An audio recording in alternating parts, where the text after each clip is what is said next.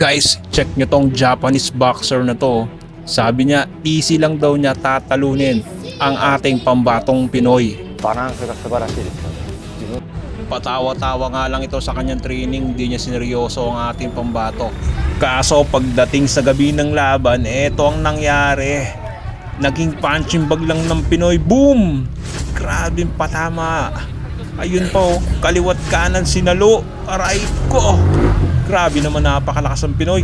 Kawawa yung Hapon. Ano yung sinasabi niyang tatalunin niya yung Pinoy niya? Easy lang. Etong tanggapin mo. Hindi maitatanggi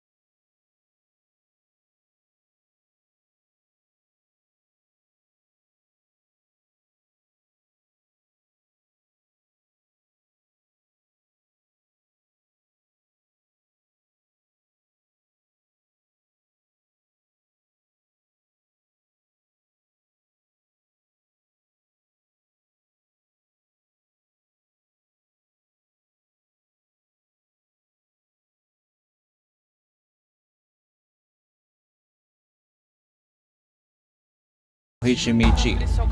Makapansin natin dito na medyo kalmado pa ang ating pambato at ganun din ang pambato ng Japan. Bagyang bumibitaw ng mga jab ang ating pambato at kumakaunter naman agad itong pambato ng Japan. Sa laban na to ay balak may patunayan itong ating pambatong si Gio Santissima dahil sunod-sunod itong tinalo dito sa bansang Japan ng 3 beses na puro unanimous decision. Kaya naman dapat niyang manalo via knockout sa laban na to. Mapapansin natin mga kaibigan na mas malaki itong pambato ng Japan at mas mahaba ang mga galamay sa kanyang reach advantage, habang ang ating kababayan ay tanging lakas at abilidad lamang ang kanyang bitbit nito sa ibabaw ng lona para harapin itong pambato ng Japan mga kaibigan. Medyo hirap pa siya makapasok dito sa unang mga rounds dahil nga sa haba ng galamay. Dahil kita may mga counter na yon, kumakaunter agad itong pambato ng Japan kapag pumapasok ang ating pambato. Right, straight, hindi tumama. Medyo kinukuha na ng tempo ng ating pambato. Feint, puro feint jab, 1-2 combination. Medyo dumaplis dito sa pambato ng Japan. Overhand, tumama. Galing sa ating kababayan. 立ち上がりですよ。ただね、やっぱりフィリピン選手はね、本当思いっきり振ってきますから、一発でね、倒されますからね、そこは注意したいですね。静かな立ち上がりで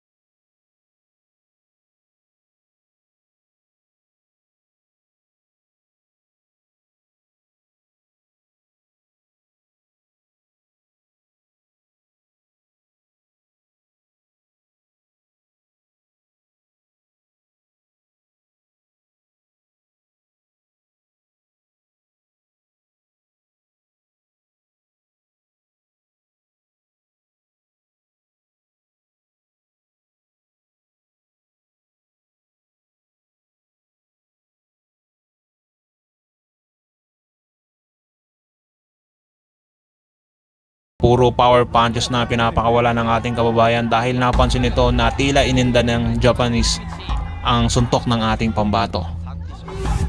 ランキングダッシュなるか詰めてくる右の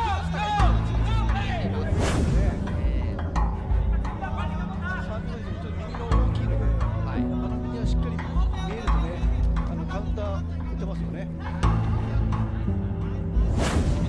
試合前にサクリシマは相当強いので僕が勝てる可能性10回やって1回程度だと思うんですがその1回を僕は持ってこられる自信があるとそんな話をしていた一道です。おーナイスショットパーからのコンビネーション少し高かったでしょ一道の強打チャンスいやみんなにもらった一道も左をもらいましたワンツーこれはいいですね。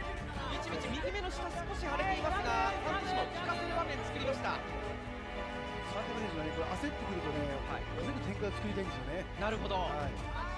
そこでテレスさんまた左のジャブだったり So dito makikita natin na tila mainit na ang kanilang bakbakan at chinechempohan na ng ating pambato kung papaano patutulugin itong pambato ng Japan.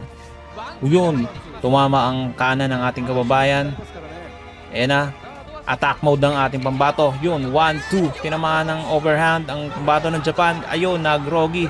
Yun, 1-2 combination. Ayun na, inawat na ng referee mga kababayan at matagumpay ang ating pambato na ang kanilang plano ay patulugin itong pambato ng Japan sa mismo kanilang lugar. Napakalakas nito ni Gio Santissima ng pagkakataong ito. Ayun, lumakap na sa ito sa kalaban niyang Japanese for respect sa kanyang kalaban. Grabe. Grabe ang patience ng ating kababayan kung paano niya kinalmahan ang kanyang sarili hanggang sa matsempohan niya ang pagkakataon na pwede na niyang araruhin itong pambato ng Japan kung mapapansin niyo mga kaibigan. 'Di ba? Napakagaling ng kanilang strategiya sa bakbakang ito. 選手に3連敗からのこの一日に勝利です。今年 Kasabay ng kasikatan at pagtaas ng antas ng sports ng boxing sa bansang Japan ay siya namang paglabnaw ng kinang ng mga boksingerong Pinoy. Isa-isang itinumba ng mga boksingerong Hapon ang ating mga pambatong Pinoy sa bansang Japan. Japanese fighters are the best fighters. In my opinion, I'm nobody, but I think it's the best. Bagamat nakabawi si Pedro Taduran at Melvin Jerusalem nang makakuha ng pandaigdigang kampyonato sa bansang Japan, ay tila hindi ito sapat para punan ang kinang ng mga punla na itinanim ng ating pambansang kamao sa mundo ng boxing.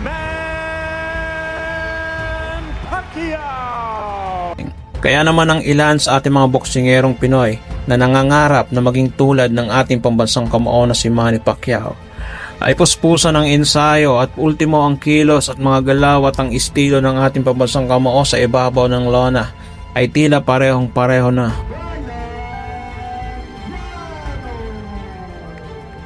Sa paniniwala ang estilong ito ang siyang tatapos sa kasikatan ng mga boksingerong Hapon sa mundo ng boxing. Isang pausbong na Filipino boxer ang tila pag-aagawan ng dalawang bigating promoter sa bansang Japan. Ang una ay ang Treasure Boxing na siyang dating may hawak sa ating pambatong si John Riel Casimero. At ang pangalawa ay ang Ohashi Boxing Promotion na siyang may hawak naman kay The Monster na Oya Inoue. Tila ba may kakaiba sa Pinoy na nakita ang dalawang promosyon nito para pag-agawan ng ating pambato? Ayon kay Masayuki Ito na siyang may-ari ng Treasure Boxing Promotion, ay tila nakita niya ang batang Manny Pacquiao dito sa pambato nating Pilipino. At ito ang naging dahilan para ipahayag nito na gusto niyang papirmahin ng kontrata sa kanyang promosyon ng ating pambatong Pinoy. Itong Pinoy na ating tinutukoy ay nagngangalang Kenneth Lover, taga General Trias, Cavite, at may kasalukuyang kartadang 14 wins at may 9 knockouts at wala pang bahid ng talo. Katulad ng ating pambansang kamao, ito ay southpaw stance o isang kaliweteng boksingero. Ito ay naglalaro sa 118 pounds bantamweight division na kung saan naglalaro din ang kapatid ni Naoya Inoue at ang superstar ngayon at pound for pound list na si Junto Nakatani. Umangat na rin ito sa rankings dahil sa kanyang impresibong panalo sa kamakailang laban sa bansang Japan. Dinayo pa ng ating kababayan itong pambato ng Japan na si Keta Kurihara Dahil sa laban na ito, ay dito niya nakuha ang pansin ng dalawang bigating promosyon sa bansang Japan na Treasure Boxing Promotion at Ohashi Boxing Promotions. Alam naman natin ngayon na ang mga boksingero sa Japan ay siyang namamayagpag ngayon sa lower weight class division. Kaya naman isang malaking pagkakataon ito sa ating pambato kung sakaling magkaroon pa siya ng mas marami pang laban dito sa bansang Japan. Hanggang sa makakuha siya ng isang malaking laban kung hindi si Junto Nakatani o ang The Monster na sina Oya Inoue. Dito sa unang rounds ay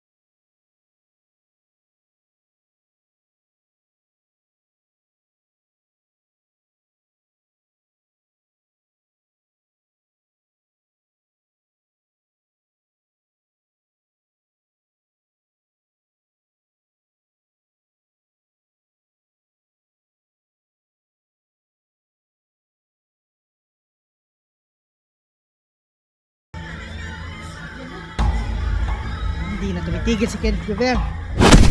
Oh! Good. Bilang ulit. That was a clean left. Very clean. Medyo Clean left. Maraming mga... oh! dahil sa magandang panimula ng ating pambato, ay maaga nitong tinapos ang pambato ng Japan sa unang rounds pa lamang. Ganito kabangis ang suntok ng bago nating susubaybayang boksingero dito sa bansang Pilipinas. Magkasama yung kumain. Nag-uusap yung mga yan. Yes. I mean, eventually, some of them become teammates. Exactly. Yeah. You know, we see it all the time, no? Gusto nyo ba matuto mag-boxing? Siyempre, umpisahan nyo na mag-training. Pero kung binibenta ang mga boxing gloves, boxing equipments, punching bag at kung ano-ano pa, garantisadong magaganda ang mga quality at check nyo lamang sa description at umpisahan nyo ng umorder.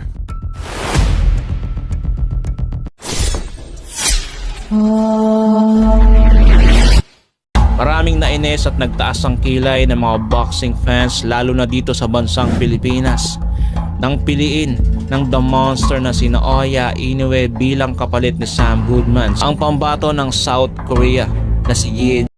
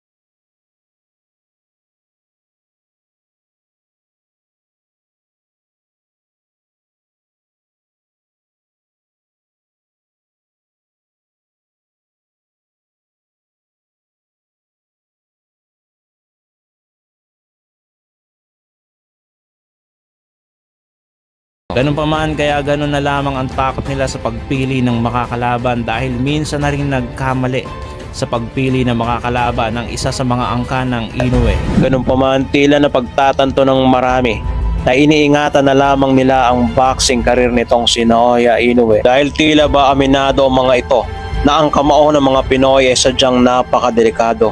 Tulad na lamang ang isang boksingerong nanggaling pa sa angka ng mga Inoue dahil tila nagkamali ito ng mapiling kalaban dahil ang kanyang nakatapat ay ang Pinoy na may napakadelikadong kamao.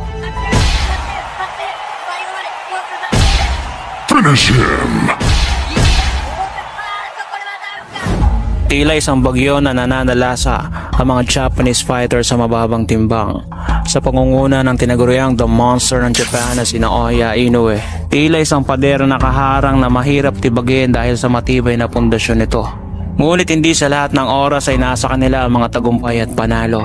Dahil meron pa tayong isa pang pambato na nasa mababang timbang na light flyweight division na may kasalukuyang hawak na WBO Asia Pacific na may kartadang 12 wins, 6 losses at may isang talo pa lamang. Itong nakalipas na taon ay nilampaso nito ang pambato ng Japan na si Ryoyo Yamanaka sa loob lamang ng 2 rounds. Dahil sa napaka-impresibo ng pagkapanalo ng ating kababayan laban sa kanilang pambato, ay tila hindi nila matanggap ito. Kaya naman itinapat nila ang isa sa mga kadugo ni Naoya Inoue.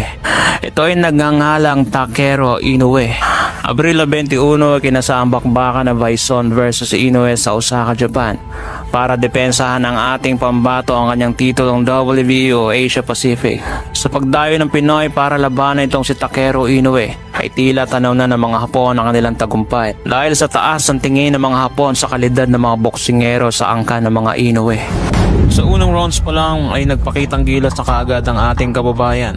Nagpakawala ito ng kaliwat kanang kombinasyon laban sa pambato ng Japan na si Inoue. ちょっとボディ誰の気にしてるっていうのはあるかもしれない。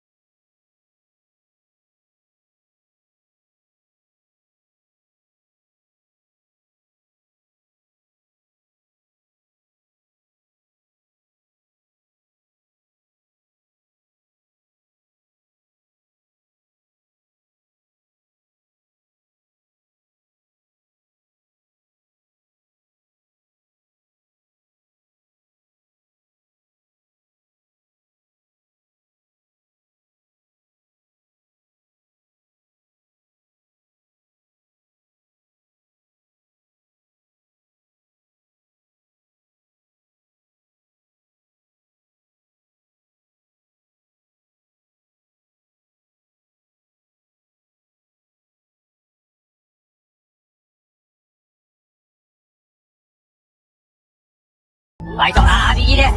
もうこのパンチのドスンという音が響き渡るですね。ガードの上を叩く音までもすごいですね。はい。あ、すごい右。YouTube の方では今日はもうフィリピンから多くの人がこの試合を見ています。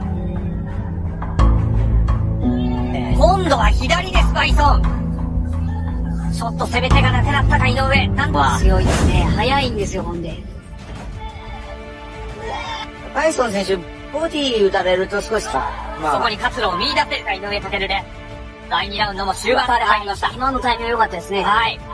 最後しかし。Sa pagpapatuloy ng kanilang bakbakan ay umabot sa kalagitnaan ng kanilang bakbakan dahil nakarating na sila sa round 5 dahil sa tibay na ginawa ng Japanese fighter. Ngunit litaw na litaw ang kalamangan ng ating kababayan sa bakbakang ito. 相手の打ち終わりでしたバイソン井上が西に寄るそして今いいパンチが当たったちょっと効いたかちょっと効いたかいい左思わずクリンチ逃げようと左でしたそしてボディから上右も当たった右も当たった今のいいパンチ Sa pagpasok nitong ikapitong round sa ikapansin-pansin na ang panghihina nitong Japanese fighter dahil sa mga tinamong suntok na nanggaling sa ating pambato. Ngunit hindi dapat pakampante ang ating pambato dahil nakatungtong ito sa lona ng mga Japanese fighter. Nararapat lamang na patumbahin nito ang kanyang katunggalin.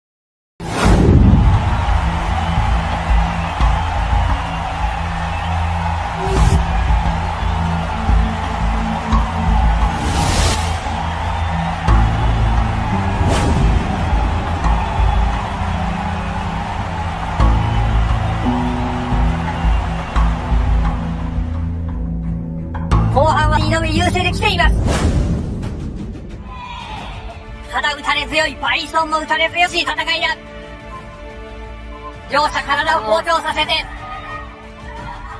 イライラについて刺していればという感じですよねに倒れないというバイソンの気概も見えますそしてその中でも単発当てます右おっとバランスが崩れた大丈夫ですバイソン耐えるだいぶ足張り切れなくなってきたバイソン井上も苦しいただ井上には意をまとめるここねどうですかねこの接近してくるバイソンをなんとかいなして得意の中間距離から踏み込みたい井上バイソン右アッパーだアッパー勝ち上げた素晴らしいアッパーだしかしそれでも10ラウンド大詰めアジアパシフィックのライトフライ級タイトルマッチ初防衛戦バイソンに対して Bago maubos ang oras dito sa huling round ay naka-score pa ng knockdown ng ating kababayan nang tamaan nito ng isang malutong nakana ng Japanese fighter.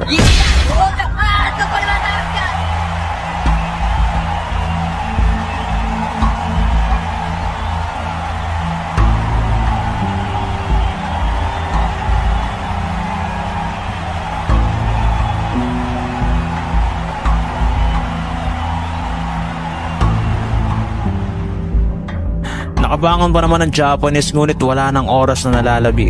Kaya naman matagumpay ang ating kababayan na madepensahan ang kanyang titulo dito sa pambato ng Japan na si Inoue.